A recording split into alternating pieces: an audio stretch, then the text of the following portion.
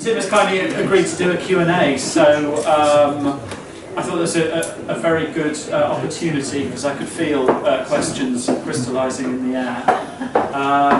So I'll just to sort of get things going. I remember going to an event at the ICA, retrospective of Tim's work in about 2000, which included some work I think you've done that's connected to the millennium. There's quite a variety of work shown, including The Wolfman, and there seemed to be some amazing consternation amongst certain members of the audience, because there was one guy in particular who couldn't reconcile the fact that they were using digital technology and 3D modelling with this kind of texture and sensibility that one might associate with kind of analog filming or filmmaking or even painting. And he seemed genuinely affronted that you should do this. He sort of said, but this is like, Oliver, who do you think you are? Using computers, and it's a bit like the clangers, but it isn't. And who are you? And I just couldn't believe it. But there was a time in the in the 90s, I think, when computer animation was coming in, where there was a certain sort of tension.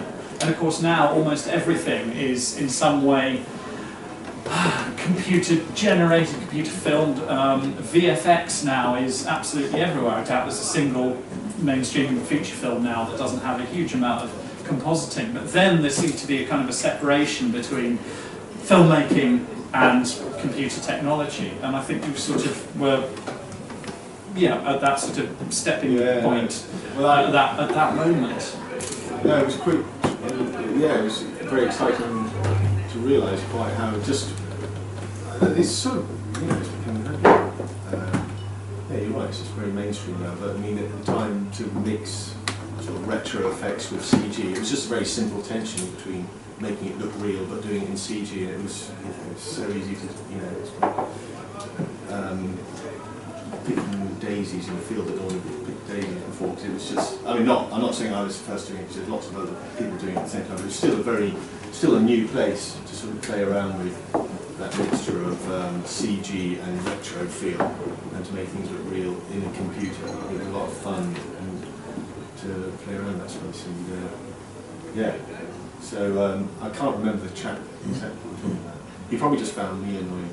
This is it's probably justified. You were very quiet and modest and looked at the floor, I seem to remember. They also showed a selection of your greetings cards. And little animated greetings cards with different people. I think it was Dad's birthday. These are circulated on VHS tapes, I think. I just genuinely at that stage didn't buy my family presents. I actually made little films and gave them and thought they were, I thought that was nice. And at the same time I was using it on my showreel. But No, they did good. I remember being shown that on the show. A lot of fun to do, and it was got a lot of work. Have you got James's birthday on your computer? I don't actually, no. Oh, okay. There's another one, there's another one. So I was making family birthday cards. But it's amazing how quick, from going from doing performance and realising how long it took doing stand-up, how long it took to make something that was people found funny. It took forever, didn't it? It was like spent ages working on a short piece of performance. And then I went into film and I realised I was making like 3 minutes in a week or 2 minutes in a week. It was actually a lot quicker, despite the fact that the history of animation being sort of slow. Suddenly I went, wow, I can make stuff a lot faster and get it across a lot quicker. Don't tell your clients. Definitely not. Well, no, I didn't. But when I came in, the budgets were still quite big as well. Really awful that. The video budgets were still quite large, and I was doing stuff quite cheap. So it's changed. When you showed your films to your partners, the entire parents, how did they respond? She thought it was quite funny. Her criticism was more that at times the performance wasn't quite funny enough, was her assessment. And maybe needed working on that side of it. So yeah, she recognised the film. What did your Lissy think of it? Sorry. What did Lissy think of it? I think she recognised one or two comments, and probably thought, oh, that's a brilliant cathartic release for Tim and Andy to get together. We hope other people will sort of share that release, I suppose. And it's not, our intention is it's a fine line where it's definitely the last thing we would like it to be is seen as at all sexist. It's just a couple, an androgynous couple of parents, and we're both saying things that any kind of parent in straight and gay relationships would just say. It's about a lack of sleep, and those kind of things that you say to each other. So yeah, but my partner definitely noticed one or two nuggets lifted from her. Yeah. They were ad-libs, so it was pretty much, we'd turn up and just discuss a situation. How are you going to broadcast them? YouTube. Yeah. I was actually mentioning a comment to Andy earlier. Did you filmed those side by side? Yeah. So you didn't film the two different heads and animate them into the situation? We just on a single HD camera filmed the two heads at once. That's nice. So sat there, so we're constantly performing to a dot on the wall. Well, that's nice because as you're doing the text, and when you made that comment about something to do with the news resolutions, you made a comment, if it's completely off the cuff, your eye reaction to it was perfect. It was like, you promised to do this? Yeah. So that style of filming... That's actually Tim's editing, I'm sure I did the idea. But yeah, no, it's straight up, but that's the power of animation. Things seem to work straight away with animated things as well. Yeah. You put it in an animated world and suddenly you start building up this, starts making sense. Do you think that's real sense? Yeah, no, well, that's the first time they've been shown, and we just finished it a couple of days ago, so I think it's going to require quite a bit of editing before we do the next stage on it. I think it's, we're going to sit down. It's quite hard to make it sound so on the whole. Are all the ideas you have from memory, or is it sometimes you're having a conversation and you're just like, oh, this would make a good idea for my parents? Yeah, no, we do write down ideas while we're... Is it like, can we post this and then let's write it down? Yeah, definitely. Hi Tim, can we ask you a question? We want to ask you a nerdy production question, just to add on to the question that was asked previously. So we were thinking, added on to, as you were saying, about the performance between yourself and your partner, so the two actors. So that was seemingly filmed against green screen and then composited onto some models that you made. I thought it was 3D stop motion that you filmed and then composited your faces onto.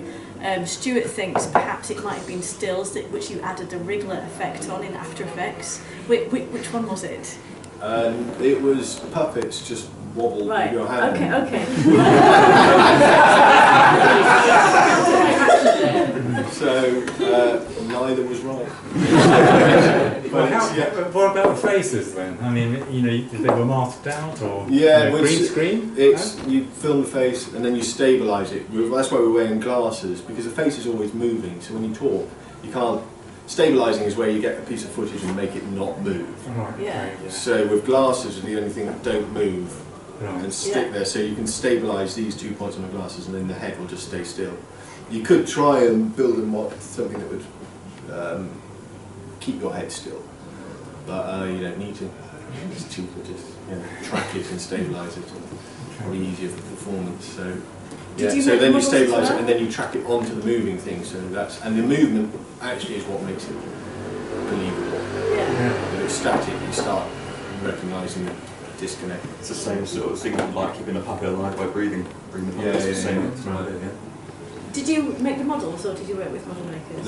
They're just something from eBay. Yeah, no, it'd be good to do decent models for them, but yeah, no, they like from eBay. I've got a lot of them. You said that Susanna wanted the performance to be a bit better. Was it you who said that, or was that Andy who said that? That was me, Yeah, I was thinking that the reason they work so well is because they are so understated. I was trying to work out if I'll tell her that. I was trying to imagine them if they were actually done as just a performance of two actors, and of course they wouldn't be nearly as funny. It's the fact that it is transplanted onto dolls or something that makes it brand new. Animation's just amazing. Yeah. Whenever you use it, it's fun to take things into an animated world all the time. So how do you? But I can't do proper. Well, I can, but it would take even longer to do proper character animation.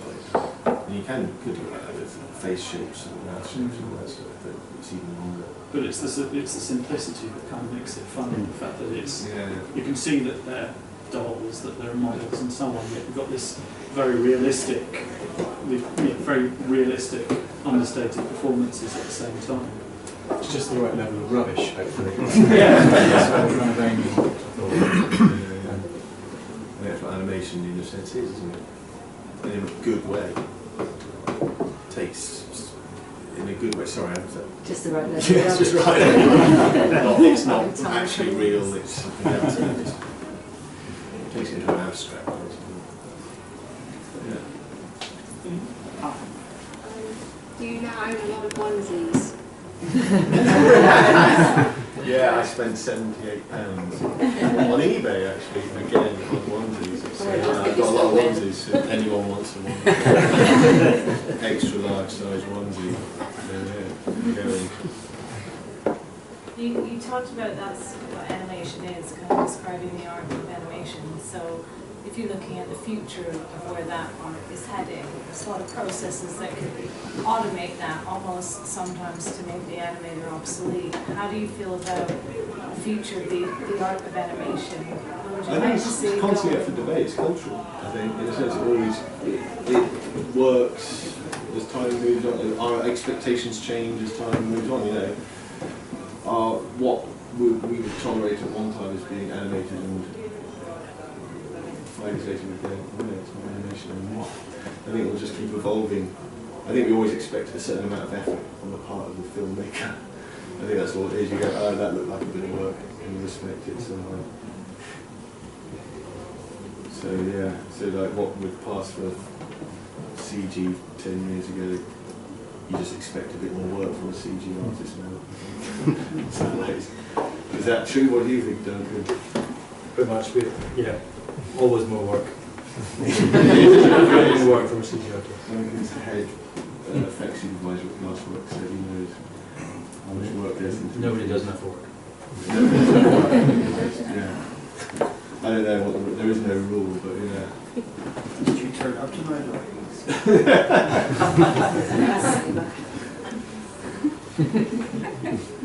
I hadn't seen Duncan, it is rare to see Duncan there. I hadn't seen Wolfman for a long time, and I never asked you how it came about. Was it something that you just generated yourself? Or? Definitely came from Wayne and I. It was similar. Yeah, it was quite organic, really. I mean, we started off. I mean, we both moved to London around the same sort of time and sort of knew each other before. And Tim had this, I think it started out as Sam, because Tim worked with Sam, really, mainly before. And that's one of the things that makes the Wolfman what it is the fantastic sound work on it. And that's what it started out as, was Tim had this idea, he wanted to do these sort of story-scape, I think you call them soundscapes. And I was writing these weird little stories that were just like either over emotional or sort of wrongly emotional, and we sort of fused the two together. Yeah, that was sort of the idea to start with. And you're missing a bit out here, which is that you did it as a live performance. Yeah, before it was ever animated. Yeah, but I think we started off with trying to record things, and then it turned into a live performance, which I don't know if this was before the crane thing or concurrently. But yeah, it's called and Andy, who's here as well, helped us out with a few of those. We did quite a few. I was just talking to someone outside about a performance art club that we played in Camden, where we went on after a bunch of, there were about 12 people dressed in Dracula costumes or smashing up tellies, and they walked past us on the way off the stage. I said, beat that. And then we went out and did this. I don't want to embarrass Andy by saying what he was doing that particular night, but we had this performance called Machine, which was just a load of nonsense about the fusion between man and machine. And Andy interpreted that in his own. Andy was the... Yeah, Tim asked me to have sex on the television on stage. Yeah. But this all does feed into the Wolfman, doesn't it? You were... Yeah. It's a big unison. Well, I think we did an early version of the Wolfman a couple of times, didn't we? Sort of before it became animation. Yeah. And there was part of Machek's compressed horror as well, which was a tiny little bit on a thing called Comedy Nation on BBC Two, which featured very, very early versions of that kind of thing. So, what was the question though? It had taken like 5 years, so that's what I like to see the live version. I think that's slightly lost. Have you still got the Ealing Cemetery one? I saw one where you had Ealing Cemetery behind you, and you were performing live in front of that, talking about death.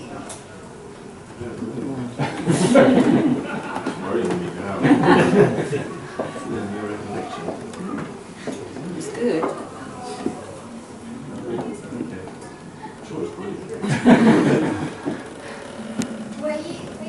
You said you were doing performance before. Yeah. So, had you ever done animation before that, or did you just go from performance to animation? Performance to animation, yeah. So it wasn't until I was about 28 that I first picked up computer animation. And we just use self-taught. Yeah. Because I noticed with lots of animators, they're often very good at quietly acting or performing. Yeah. Do you notice that goes into the work? No, I think animators are essentially performers. There are performers who are using character animation and all that to express themselves and do. Yeah, definitely. They're very. I think stand-up comedians and animators have got a lot of. They've got a lot of control over the world that they have. They create absolute control, essentially. Because you want that control, or? Yeah, definitely.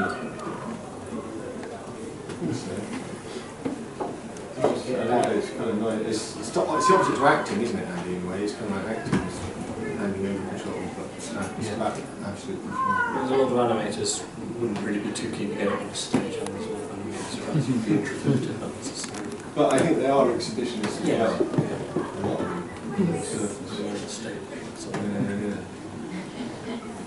You have one giant leap. When Russ and I were sharing a flat, one of the most inspiring videos I saw on MTV was One Giant Leap. Before we knew you. Yeah, right. It was amazing. It's like, thank you very much. That was made in Tim's bedroom. Bits of fish. Well, that was Coldplay. Anna was producing it. Yeah, it was that One Giant Leap? Tim, do you have any other songs by Tango that you could share? Yeah, there's quite a few actually. No, he's got quite a few coming up. So it just takes quite a while to do videos. Do you have any other videos with you? No, not at all. You do, It's taking Tim. years. Oh, sorry. How do I do that again? If I were a woman. Can we see it? I'm not sure you're allowed as Are we one allowed to person see to it? vote. I vote too. Should we have a vote?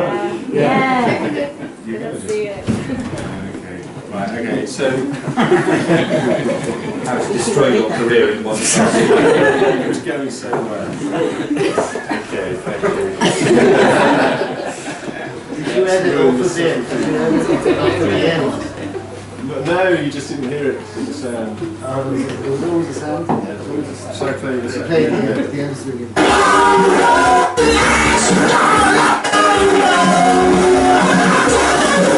Oh! Have I just possibly listened to other people's points of view? I don't know, if I'm a woman? What? Oh, what?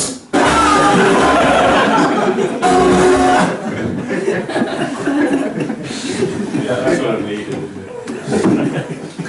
There you go. It's a feminist piece, actually. Do you write It's already songs, got Tim? Do you write songs? Yeah. Yeah, I wrote the songs. See, yeah. What happens when your wife posted that on Mum's Night? I got a huge actual amount of hate coming back, which was quite bracing and quite justified. I thought, well, I don't know, I don't think they quite got the true meaning of it. Yeah. She posted it in character and said, my husband's been upstairs making this video whilst I've been looking after the kids. There's a section on Mumsnet called, Am I Being Reasonable?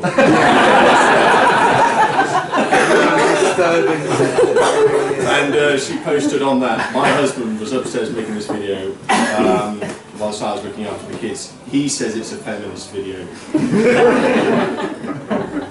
I'm not sure about it. And it got an amazing amount of, quite a huge response quite quickly. Of online hatred.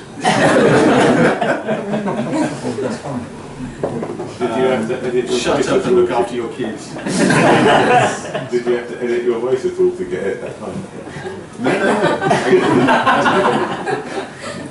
I'll do it now, but I would be all a bit too overwhelmed by my quite intimidating. So there you go. I think that's, is that the end? Is there not one more film that you haven't shown us? I think there might be.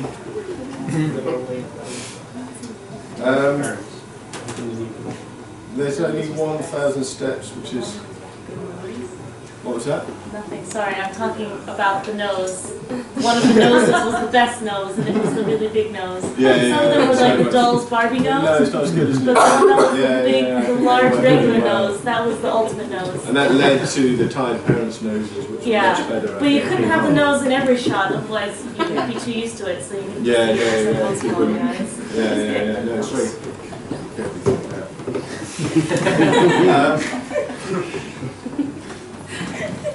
okay, I'll show you. This is an animate film that I did, and this was done working with a theatre group in North London who work with kids.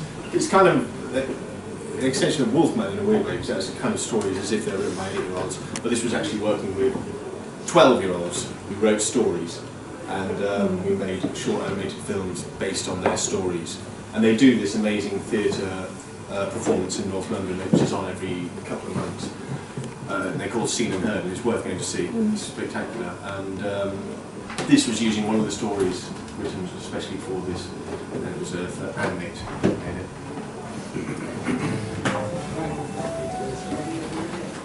There you go. That genuinely was written by her. You know, I was trying to stay as true as possible to what she had written. So that was all the scenes and the scene breaks and stuff.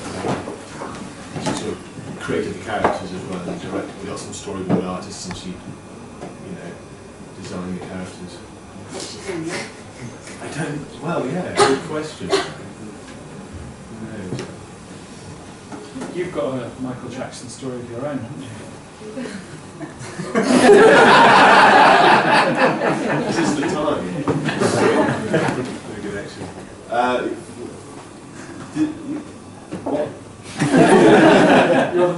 No to Michael Jackson. Oh yeah, that was. Oh yeah, after Coldplay, I was Mr. Big for a while. Michael Jackson did a video from me, which would have been quite exciting. The management. They said they don't want him in it. He looks freaky. It was very brutal and very blunt, the management at the time. But yeah, and it was an animated video for him, but I was doing non-jungle, so I was thinking about it. There you go, that was the height of my career, I think, that very moment. What was that? You made it into that film. Yeah. Sweet singing. In terms of developing young talent, like the young lady you worked with in the film, what kind of opportunities do you think she'll have kind of in the next generation of animation directors? You know, what do you think a potential path could be for her?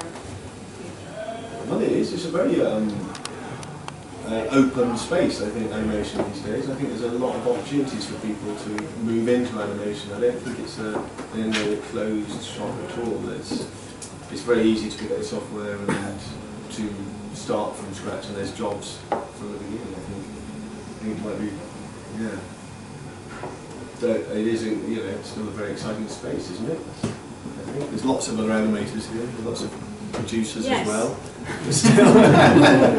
There's still lots of, and it's evolving at a fantastic pace. So yeah, there's lots of opportunities to carve out a new space and do new things in it. What do you think, Hugo? Oh yeah, really exciting. Hugo's a top producer in the animation world, so yeah. I think it's very hard. I think you have to sustain a living as an animator. I think it's a very tough thing to do. So I think a lot of people need support and financial support to survive, to then be able to create their art. And I think that's harder now than ever before. So. Well, there isn't the infrastructure. Yeah, there's no. I mean, people will talk about apprenticeships and internships, and a lot of people on Roger Rabbit learnt their trade on the job, and there was enough stable work going through that you could learn off the masters, but we don't really have those structures. People are trying, and skill set are trying. I think it's pretty hard for somebody new that doesn't have any other form of income to get in. But I'm sure it's the same across the arts. Yeah. So we need to have them. There are jobs. It's quite easy to get jobs earlier on, but to move on to create your own stuff is obviously a different stage. It takes a certain level of perversion anyway. There you go, I've got that. Okay, is that a good note? Certain level of perversion, is that a good note to finish this? Okay, well, can I have massive thanks to Tim Hope, ladies and gentlemen.